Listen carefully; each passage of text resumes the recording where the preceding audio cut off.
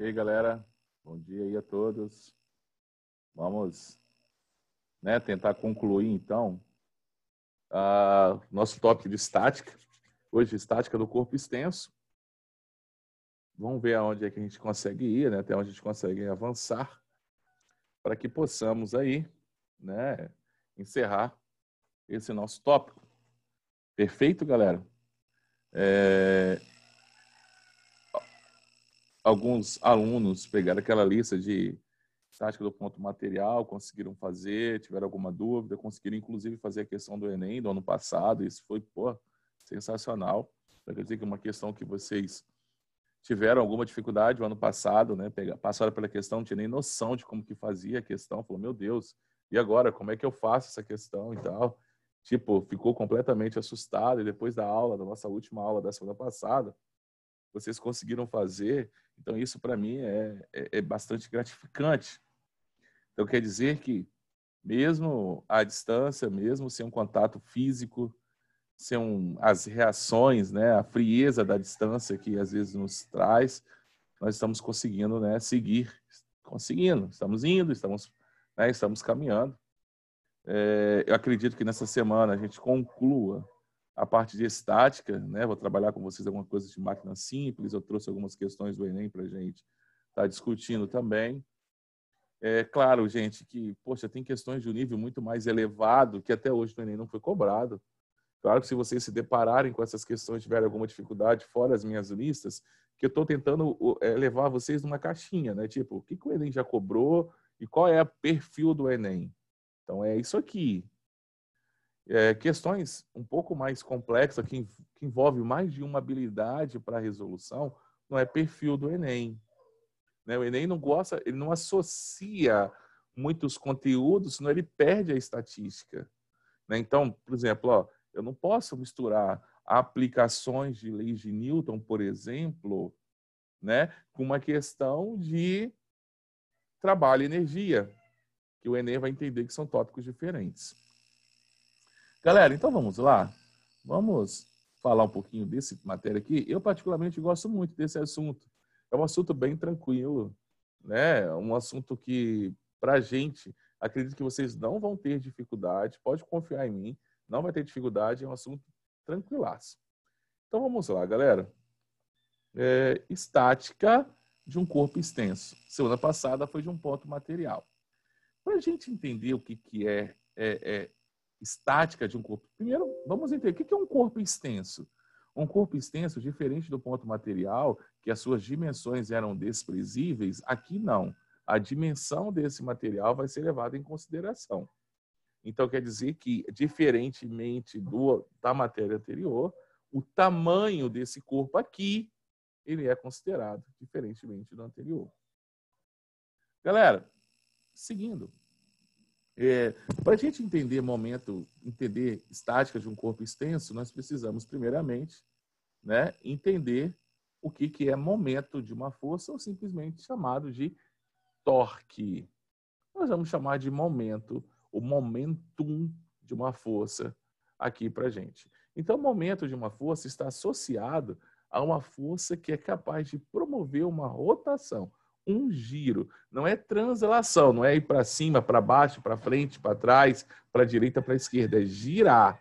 Então, se está girando, vamos pensar sempre no relógio, sentido anti-horário ou sentido horário. Então, se essa força é capaz de fazer esse corpo extenso girar sentido horário ou sentido anti-horário, eu posso calcular para essa força o momento, o torque.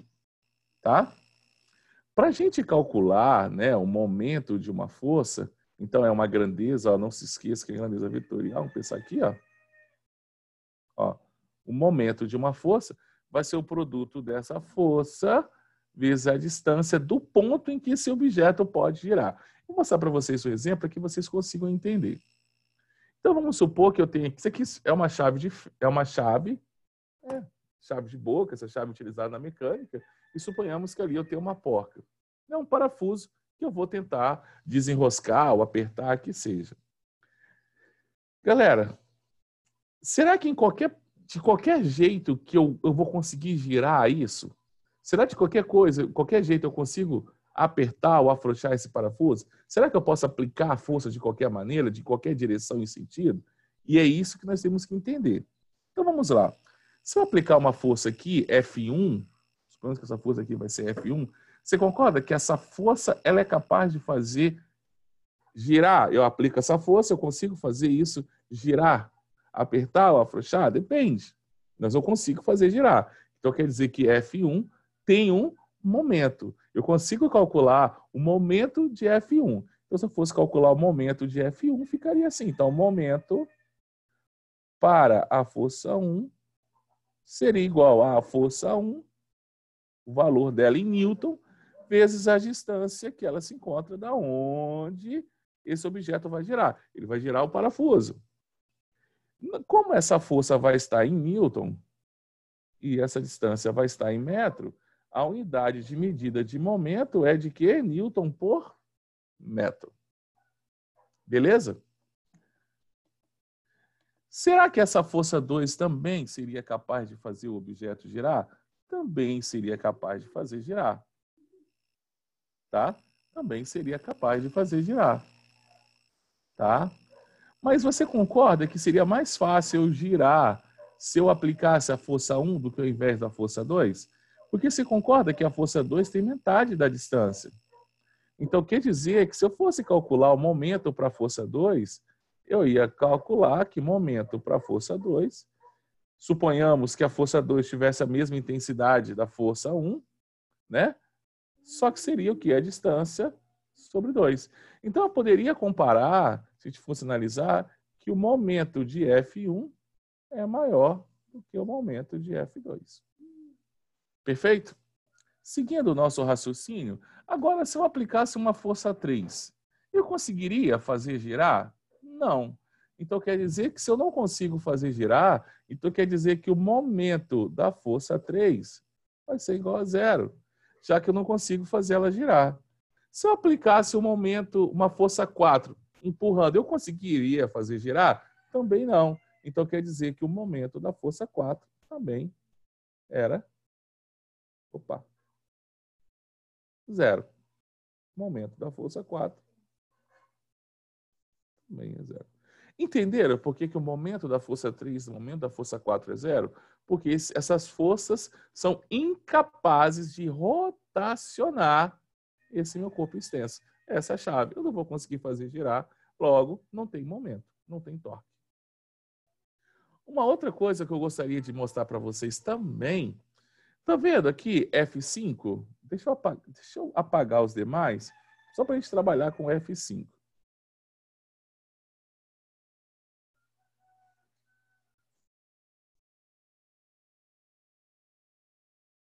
Você está vendo o F5? F5, gente, quando a gente for calcular momento, nós temos que ter bastante cuidado, porque sempre eu tenho que usar a componente que for perpendicular à distância. Essa linha, esse eixo imaginário que vai ligar, que vai passar ali do ponto de giro, vai passar uma linha imaginária, que nós chamamos isso de distância. Então, quer dizer que essa força aqui, F5, ela não está perpendicular a esse eixo de rotação, né? Como se fosse meu raio de rotação. Se ele não está perpendicular, eu preciso encontrar uma componente perpendicular dessa força. Que eu vou chamar, nesse caso aqui, como está na vertical, eu vou chamar de F5 na vertical. F5Y. Como que seria ela? É só lembrar, da relação trigonométrica. Então, ele vai nos fornecer esse ângulo aqui, tá vendo?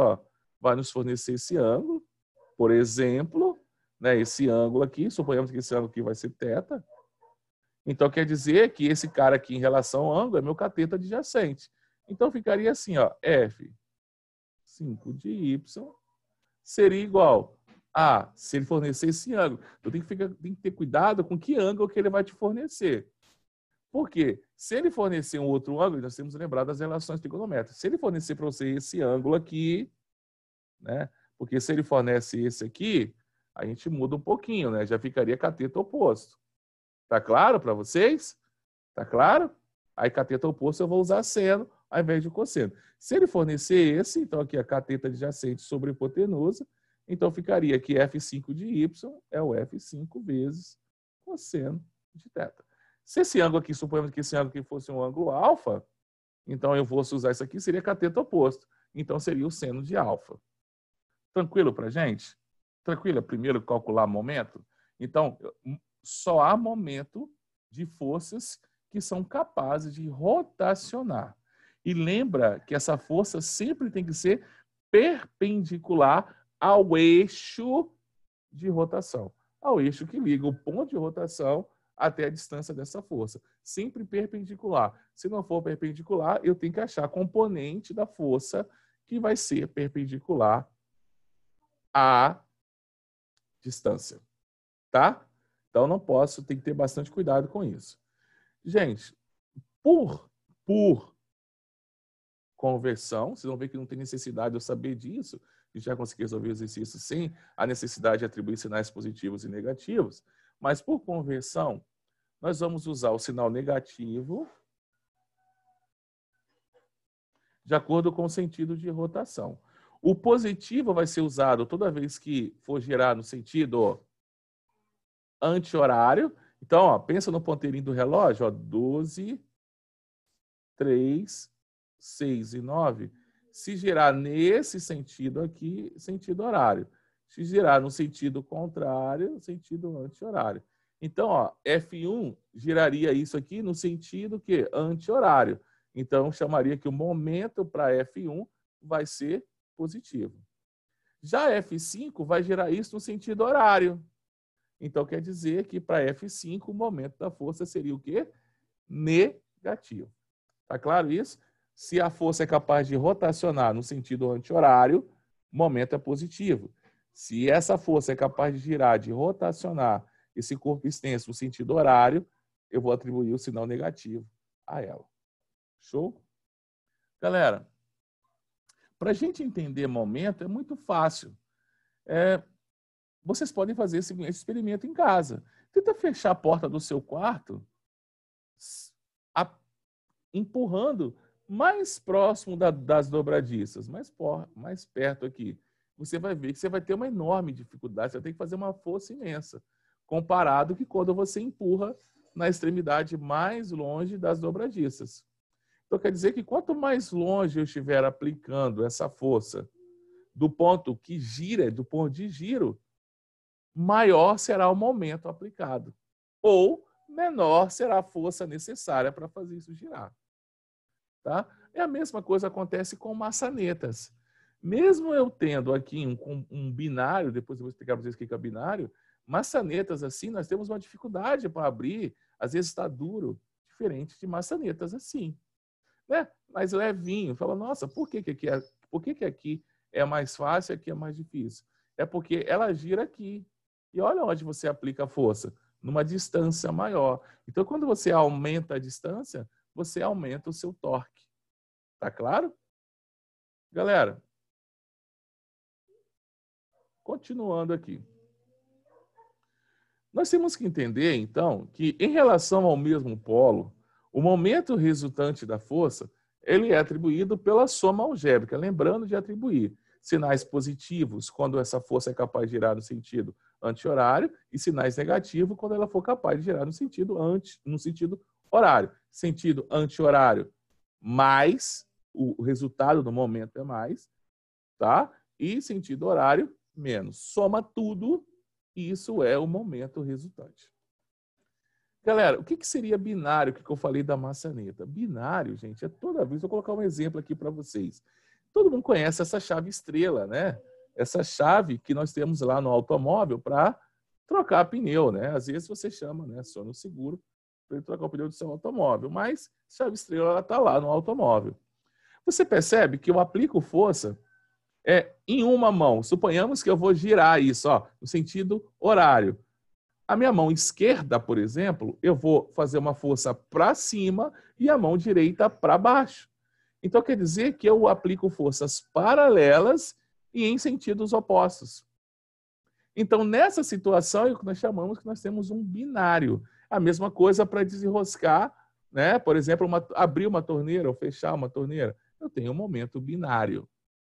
E o momento, já que essas forças são paralelas e iguais, como que eu calculo o momento de uma força, de um binário de forças? Simples.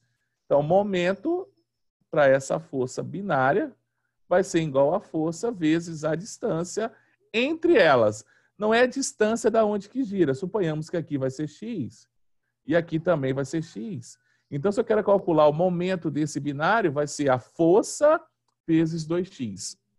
Tá? Então, fique atento que não é do ponto de giro, ele gira aqui. Então, se eu tenho um momento binário, vai ser 2 vezes a distância do ponto de giro. Ou seja, a distância que separa essas duas forças binárias. Tá? Fique bastante atento a isso. No volante também eu tenho um binário. Suponhamos que eu queira curvar para a direita, eu vou aplicar uma força com minha mão esquerda para cima e essa aqui para baixo. Eu tenho forças paralelas em sentidos opostos. Né? Então, eu fiz esse movimento. Tranquilo, galera? E aí nós entramos nas condições de equilíbrio. O que é preciso para um corpo estar em equilíbrio? Né? Para um corpo estar em equilíbrio, primeiro nós temos o equilíbrio de translação. Então, quer dizer que o somatório das forças que agem para a direita, para a esquerda, para cima e para baixo tem que ser nula. Nós já vimos isso em ponto material. Então, nada é diferente para a gente. Então, quer dizer que eu posso dizer que, se eu fosse escrever isso aqui, eu poderia escrever mais ou menos assim. Então, quer dizer que o somatório de todas as forças que agem na vertical tem que ser 0. E o somatório de todas as forças que agem na horizontal também tem que ser 0. Isso é equilíbrio de translação. Então, esse corpo, se ele está em equilíbrio estático, lembra? Equilíbrio estático, estamos falando de estática, ele está em repouso em relação ao referencial. Então, ele não pode ir para cima nem para baixo. Então, as forças que agem na vertical têm que ser iguais. As que agem para cima têm que ser iguais às que agem para baixo. Para quando eu somar, dá 0. E na horizontal, ele não pode ir para a direita nem para a esquerda.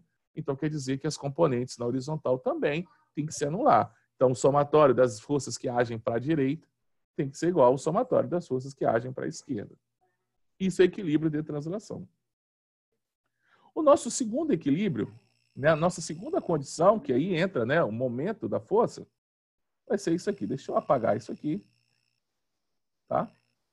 Então, o somatório de todas as forças, seja ela na vertical e na horizontal, tem que ser 0. E a segunda condição de equilíbrio, que aqui entra, né, equilíbrio, que é a diferença entre o equilíbrio do ponto material para o corpo extenso, é o equilíbrio de rotação.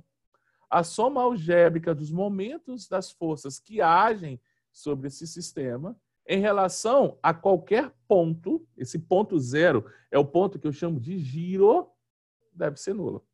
Alguém fez alguma pergunta aqui? Só vou lá. A parte do binário, eu volto lá.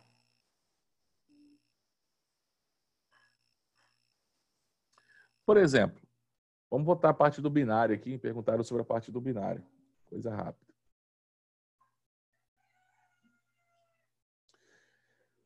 Lembra que eu falei que momento para qualquer força, uma força F, vai ser igual a F vezes a distância. Distância da onde? Distância da onde que gira. Esse volante ele vai girar aqui. Deixa eu pegar uma outra cor aqui para ver se aparece. Então, esse volante gira aqui. Então, a distância daqui até aqui seria o momento para essa força que eu vou chamar aqui, de força F. F1. Então, se eu fosse calcular o momento para F1, como é que eu faria? O momento para F1 seria essa força 1 vezes... Suponhamos que essa distância aqui, eu chamei essa distância aqui, fosse um volante. Ele tem normalmente 5. Vamos colocar aqui 40 centímetros. Vamos colocar isso aqui é 0,2 metros. Então, ficaria assim. F1 vezes 0,2 metros. Esse era o momento só de F1. Mas suponhamos que eu queira calcular qual é o momento binário. Eu não estou aplicando a força só com a mão esquerda. Eu estou aplicando, além de aplicar com a força com a mão esquerda, eu aplico com a direita. Então, eu quero calcular o meu momento binário, que é o momento realizado por essas duas forças. Então, o meu momento binário vai ser o quê? Vai ser o momento binário. Como? Suponhamos que eu estou aplicando a força com as minhas mãos esquerda e direita na mesma intensidade, senão não seria binário. Então, vai ser F. Só que agora eu não vou usar 0,2. Eu vou usar a distância que os separam as duas. Eu vou usar o quê? 0,4. Entendeu agora? O que é? Como que eu calculo o momento binário resultante? Suponhamos que a força que eu aplique para eu curvar para a direita é a mesma força que eu faço com a mão esquerda e com a mão direita. Então, eu quero calcular meu binário. Qual é o momento binário para a força aplicada no volante? Então, o momento binário vai ser a força aplicada vezes 0,4 e não vezes 0,2, que seria a distância da força, de uma força até o ponto que ela gira. E aí? Não? Ei? Responde para mim aqui no chat aqui. Professor, Oi. teria como repetir para mim? Eu acabei perdendo porque a minha internet caiu. Entendi. Eu vou limpar aqui e vou fazer de novo. Então vamos lá. Deixa eu apagar aqui.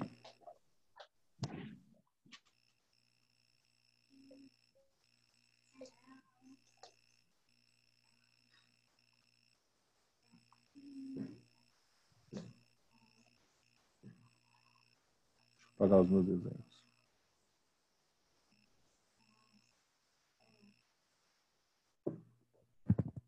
Então, olha só.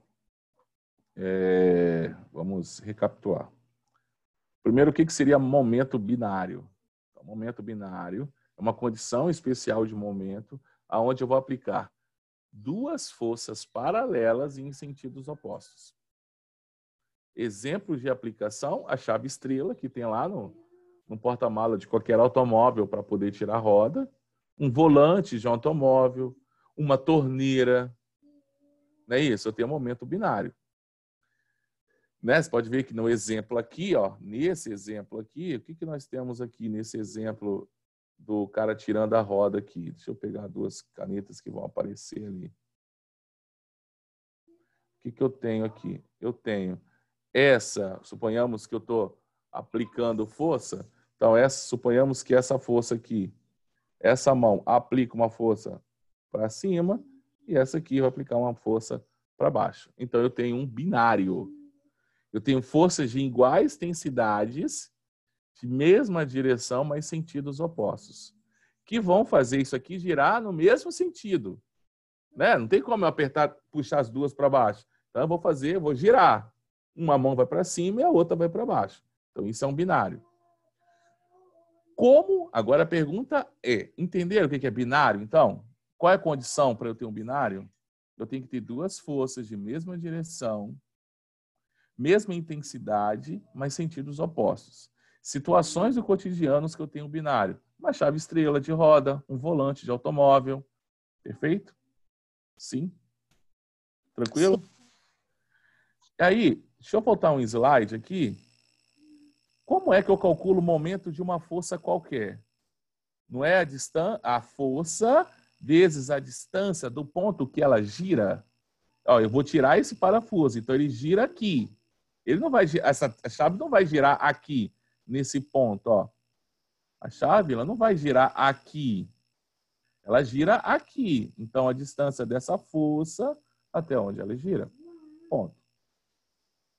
Agora, se eu fosse calcular o momento de um binário, o momento de um binário, você poderia pensar assim, professor, então vou calcular o momento. Então, vamos lá calcular o momento do binário? Aí você poderia pensar assim, não, professor, o momento desse binário aqui vai ser igual a essa força, suponhamos que essa força fosse F, então vai ser momento para essa força F, vai ser a própria força, vezes a distância. Você viu que eu coloquei um X aqui? Aí você vai meter esse X aqui. Só que você errou, porque aqui eu tenho um binário. Então, se eu tenho um binário, o momento não é esse. O momento da força no binário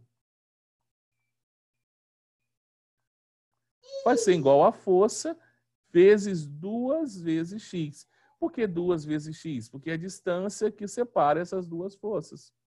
É como se elas fossem duplicadas. É como, ao invés de multiplicar, é como se eu calculasse isso e depois eu multiplicasse esse resultado por 2. Por que eu estou multiplicando ele por 2? Eu estou multiplicando ele por 2 porque eu tenho duas forças aplicadas que fariam ele girar no mesmo sentido. Então, para não ter que fazer esse cálculo e multiplicar por 2, eu uso a força, já que elas têm a mesma intensidade, e multiplico pela distância que os separam. Aí eu calculo o momento da força em um binário. Sim ou não? Ok? Agora sim. Perfeito. Então vamos, né, limpar os desenhos. Tem aqui uma questão do Enem sobre o momento binário, tá? Não é cálculo. Então, equilíbrio, as condições de equilíbrio, tá tranquilo pra gente? Então, eu tenho que ter as forças que atuam na verticais, tem que se anular. Então, as forças que atuam para cima tem que ser iguais às forças que atuam para baixo. As forças que atuam para a direita tem que ser iguais às forças que atuam para a esquerda. Isso é equilíbrio de translação. Já o equilíbrio de rotação quer dizer que o momento das forças que fariam esse corpo girar no sentido anti-horário tem que ser iguais aos momentos das forças que faria esse corpo girar no sentido horário. Por isso ele não está girando. Porque se ele está girando, eu não estou em equilíbrio de rotação. Sim? Só que agora a gente precisa, né, calcular algumas coisas. Tá? A gente precisa calcular algumas coisas. Né? E agora nós vamos passar por alguns cálculos, né? Por alguns cálculos sobre alguns exemplos. Olha só, eu fiz vários exemplos, estão vendo aqui várias situações, né? Esse aqui seria um desafio para a gente, né? Para que vocês, depois a gente vai falar sobre as questões do Enem. Tranquilo? Então, vou trabalhar bonitinho essa questão com vocês. Bonitinho, para não ficar dúvida. Vamos, então?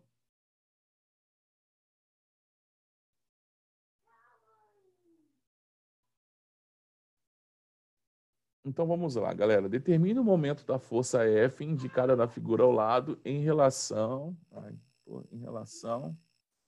ao ponto O. Aqui era ao, tá? Comiu aqui a figura, mas depois a gente acerta. Galera, olha os dados que eu tenho. A força vale 10 newtons, a distância vale 1 metro.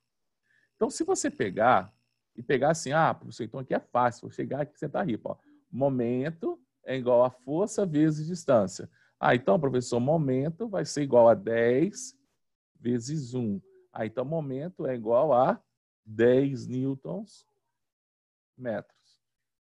A gente chama assim mesmo. O que aconteceu com você aqui? Você errou.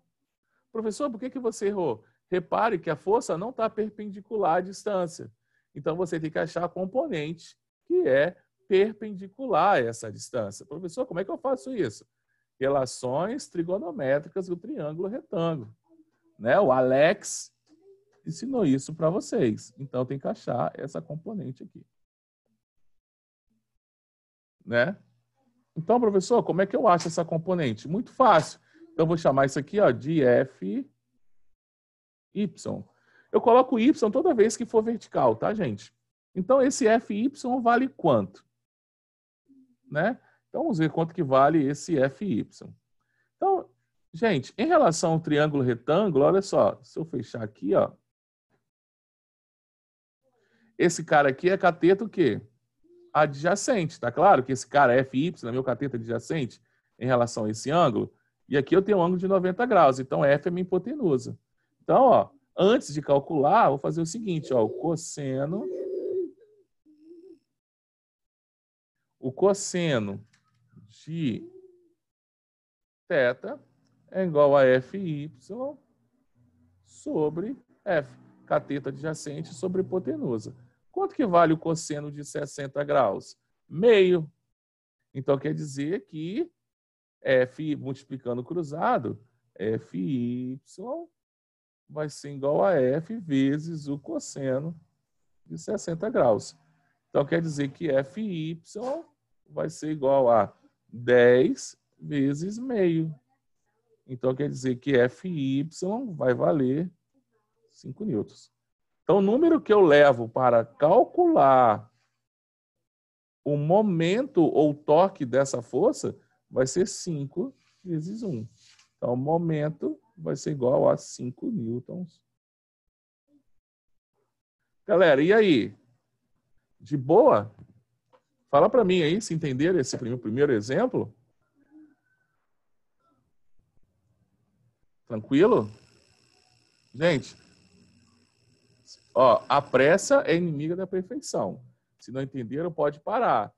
Porque teremos tempo de ver todo o conteúdo. O que a gente não vai ter tempo é de revisar todo o conteúdo. A gente já não tinha quando fazia pré-tradicional. Esse ano, então, mais impossível ainda. Mais impossível ainda. Tá? Exemplo 2.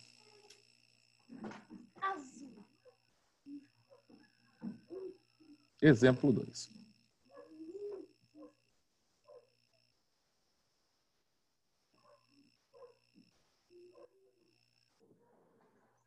No exemplo 2, ele fala o seguinte: a barra homogênea AB de seção reta uniforme está articulada em A e é mantida na horizontal pelo fio barra BC.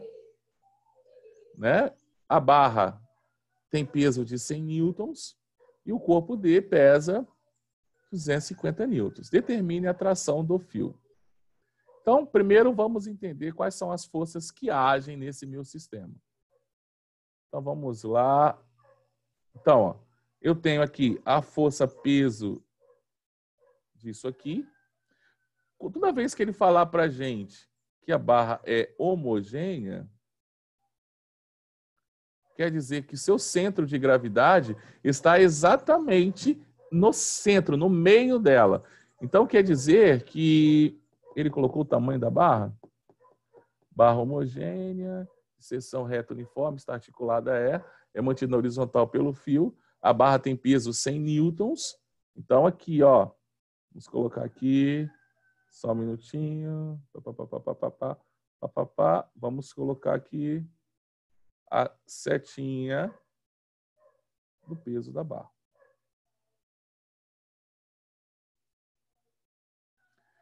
E agora, galera, eu vou colocar a tração. Aqui, vamos colocar a tração. Aí eu pergunto para vocês, se essa barra está em equilíbrio, vocês concordam comigo que ela não está nem girando para baixo, nem girando para cima? Por quê? Quais são as forças que fariam ela girar? Vamos pensar em sentido agora, tá? Você concorda que o peso... Deixa eu pegar um pincel aqui para gente, ó. Vocês concordam para gente que esse peso desse corpo, né, 100 newtons, aqui, ó, D, 250 newtons. Você concorda que o peso de D mais o peso da barra fariam ela girar nesse sentido, anti-horário? E a tração faria ela girar em qual sentido? A tração não está puxando ela assim? Faria ela girar no sentido anti-horário. Tranquilo? Questão dos sentidos que eu coloquei para gente? Sim ou não? Fala para mim. Ei? Tentando ouvir. Tentar. Conseguiram entender que o exercício de estática do corpo extenso é questão de entender para onde que essa força pode girar.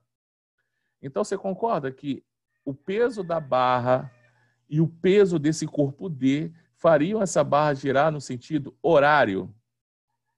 Enquanto a tração faria essa barra girar no sentido anti-horário. Tá claro isso para vocês? Tá?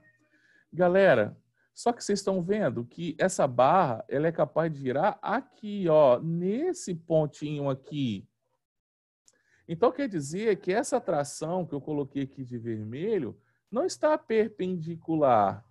Então, o que eu vou calcular aqui, ó, é essa componente aqui, ó, da tração, né? Essa componentezinha aqui. É essa componente aqui, ó, que eu posso chamar de TY. Vou calcular isso aqui. Então, vamos lá. Como nós já aprendemos, então, o momento das forças que fariam ela girar no sentido anti-horário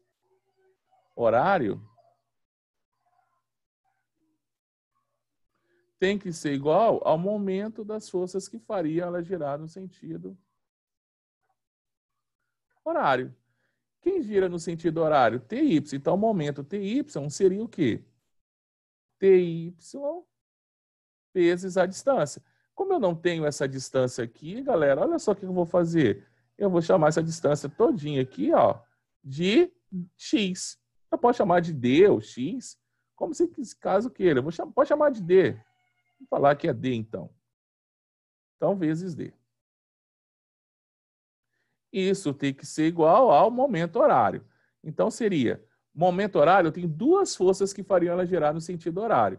Eu tenho tanto o PD, então, momento, então, peso do corpo D vezes D, que ela está sendo aplicada nessa extremidade, daqui eu falei que vale D, mais o peso da barra vezes D sobre 2.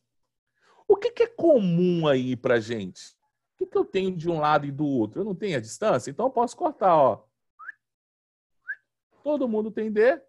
Então, quer dizer que TY para a gente vai ser igual ao peso D, que é 250, mais o peso da barra, que vale 100, só que é dividido por 2, por causa desse 2 aqui. Então, quer dizer que TY vale 300 newtons. Mas, galera, eu quero que vocês entendam que eu não calculei a tração. Eu calculei só TY, não é isso? E aí, gente, olha só, aqui que entra a ideia, ó. Vamos pensar aqui no triângulo retângulo. Ó, aqui seria meu ângulo de 90 graus e aqui é um ângulo complementar, né? Se esse ângulo aqui... Então, ângulos complementares, o seno de um é o cosseno do outro. Então, ó, isso aqui é θ, eu vou chamar isso aqui de beta. Então, quem é esse cara? É o cosseno de beta, tá vendo? Ó, cosseno de beta. Então, quer dizer que eu quero calcular isso aqui. Então, vamos lá para o nosso triângulo retângulo. Ficaria assim, gente, ó. Cateto adjacente sobre hipotenusa é cosseno. Então, ó, cosseno de beta é igual ao cateto adjacente sobre a minha hipotenusa. Eu não tenho cosseno de beta, mas como beta é complementar de θ, então quer dizer que o cosseno dele é igual ao seno de θ. Então, 0,6 é igual a 300 dividido por t. Multiplicando cruzado, t vai ser igual a 300 dividido por 0,6 ou 3.000 dividido por 6. Então, a tração vale 500 newtons. Fala para mim da dificuldade desse exercício. E aí? Fala para mim. Quero ouvir áudios aí.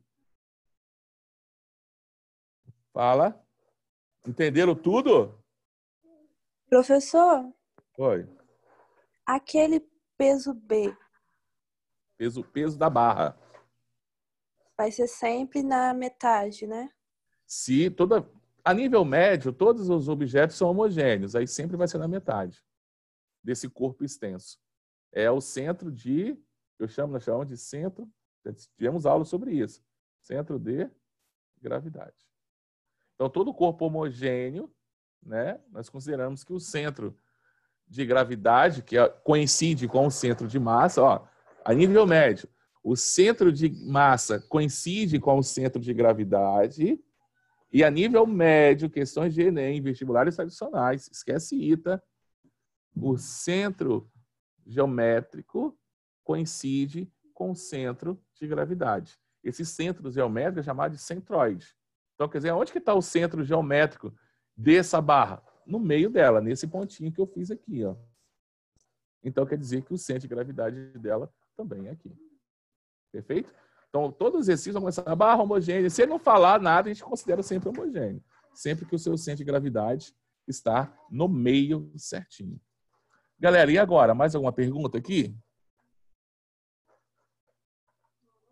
Posso seguir? Posso fazer mais um? A gente nem chegou nas questões do Enem ainda, né? E a minha aula já... Tchau. Mas dá para fazer mais um, eu acho. Daniel tá voando aí, Daniel. Deixa eu apagar isso aqui. Exemplo 2. Agora é exemplo 3, tá? Faço esse e acabou nossa aula de hoje. E aí, né, quem quiser assistir a aula novamente, fica à vontade, vai ficar lá no YouTube. Então vamos lá, gente. Uma barra homogênea BC, opa, se ela é homogênea, quer dizer que, olha o centro de gravidade aqui. Então vamos colocar, então quer dizer que eu já sei que o peso dela está aqui. Eu vou chamar isso aqui de peso da barra. Ó. PB. A barra homogênea, na figura, tem peso 10 elevado a 5 newtons, ou seja, 100 mil newtons. E seu comprimento é de 10 metros. O centro da gravidade CG e o ponto de apoio da barra estão, respectivamente, a 5 e 2 metros. Tá? Então, quer dizer que o ponto de apoio A da barra, então, centro de gravidade. Então, quer dizer que esse cara aqui, ó, esse cara aqui, até aqui, tem o quê? 2 metros. Perfeito? E aí, qual é, em newtons, o peso do corpo X? Alguém me perguntou alguma coisa aqui.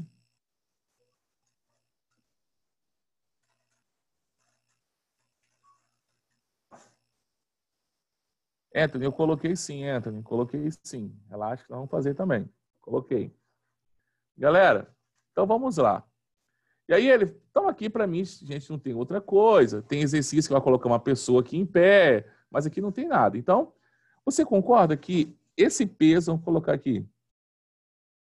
Concorda que o peso X, que é o peso do corpo X, faria ela girar em qual sentido? Ó, anti-horário. Enquanto o peso da barra faria ela girar no sentido o quê? Horário. Então, quer dizer que sentido anti-horário é igual. Então, quer dizer aqui, ó, que o momento do peso do corpo X tem que ser igual ao momento do peso da barra. Como que eu calculo o momento de qualquer força? Seria o peso X vezes a distância. Essa barra vai girar aqui. Que distância que ele está? 2 metros. É igual ao aumento do peso da barra. O peso da barra vale 10 a quinta vezes a que distância que ela se encontra aqui. Se, aí que entra o detalhe, ó. Se isso aqui tudo tem 5 metros, só isso aqui, ó, tem o quê? 3 metros. Perfeito? Tranquilo? Então, quer dizer que Px vai ser igual a 3 vezes 10 a quinta dividido por 2. Então, quer dizer que o peso da barra X vai ser 1,5 vezes 10 a quinta. Galera, e aí? Fácil demais, né? Iguala os momentos... Ah, não sei quem é anti-horário, não se preocupa. Iguala os momentos das forças que fariam ela girar num sentido, que é igual às que fazem girar no outro sentido. Tem que ser iguais, senão não está em equilíbrio de rotação. Galera, se eu perguntasse para vocês quanto que vale a normal aqui, só para concluir a aula, quanto que vale a normal nesse apoio? Simples. Equilíbrio de translação. As forças que agem para baixo tem que ser igual às forças que atuam para cima. Quem age para baixo? Peso da barra mais o peso desse corpo X. Quem age para cima? A normal. Então, quer dizer que a normal, nesse caso, seria igual a peso X mais o peso da barra. Então, nesse caso, se eu tivesse que calcular a normal, daria o quê? 1 mais 1,5, 2,5. Fiz 10 a quinta newtons. Beleza, galera? Se eu tivesse calculado normal no apoio, seria aquele valor. Galera, por hoje é só. Amanhã nós vamos continuar em mais exemplos, questões do Enem sobre equilíbrio do corpo extenso. Então, até amanhã, se Deus quiser, e amanhã nós encerramos esse nosso bate-papo. Fui!